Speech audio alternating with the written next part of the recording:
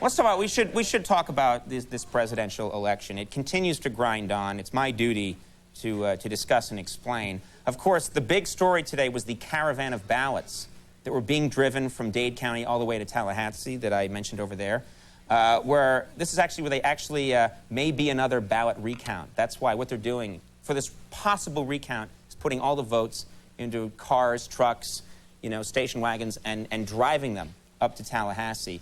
Well, you probably all saw the helicopter footage of the convoy. We got some tape of the Dade County Commissioner of Elections, and we know how efficient and good these people are. This is tape of him loading up the ballots and safely seeing them on their way. Take a look.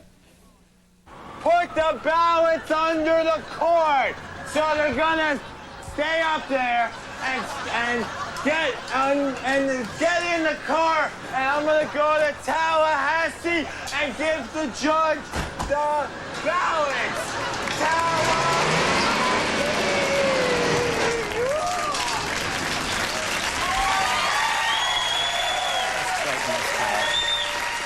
We're going to straighten it out. It's going to be fine. So that's part of this election story.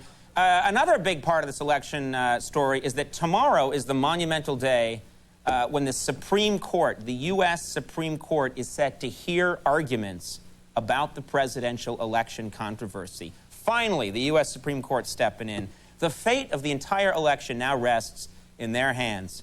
We thought that before this takes place, we'd do our viewers a favor. You should all get reacquainted with your Supreme Court, all right? First of all, there's Clarence Thomas. Of course, he's best remembered for the pubic hair on a Coke can incident with Anita Hill. That went over well. Next, there's Chief Justice William Rehnquist. He, of course, was in the papers after 17 children were found in his basement making Doc Martens. Explain that. Of course, there's Ruth Bader Ginsburg. It's hard to forget when, on her return trip from Amsterdam, a body cavity search revealed a balloon full of hash. That's her. Antonin Scalia, once while attending a Red Sox game back in the 80s, he was arrested for throwing a beer cup full of pee at Roger Clemens. And it wasn't his pee, ladies and gentlemen. It wasn't his pee. Sandra Day O'Connor didn't receive much press, but remember when she was photographed strangling a hobo during Mardi Gras? You remember that? Then there's Anthony Kennedy. In 3rd grade, he received the nickname Kick-Ass Kennedy after stealing a carton of Winston Lights. Don't forget David Souter. We don't know much about him, but we do know he's a silent partner in a company that uses baby harp seal fur for jock straps. He's wearing one there. And hence the smile, everybody. Stephen Breyer, he toured with Guns N' Roses under the title Trim Coordinator. And band's happy. And finally, John Paul Stevens, he spends his weekends attempting to mate horses and chimps. So that's a fine...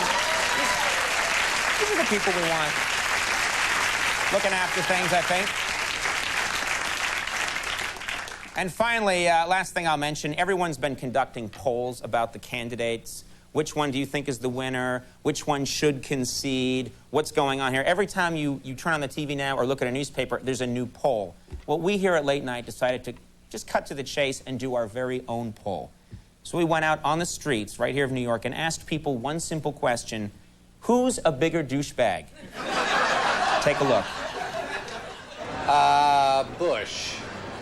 Gore. Gore. Bush. Governor Bush. George W. Bush. Vice President Gore. Governor Bush. Governor Bush, Joe Lieberman and I, Governor Bush, me, the poor as well as the rich, the weak as well as the strong, women and men alike, citizens of every race, creed, and color, of whatever infirmity or political temper, all are equal. I think Gore heard himself there. Well, he's honest. We're going to take a little break right now. Stick around. Big show tonight. When we come back, Jeremy Irons is here.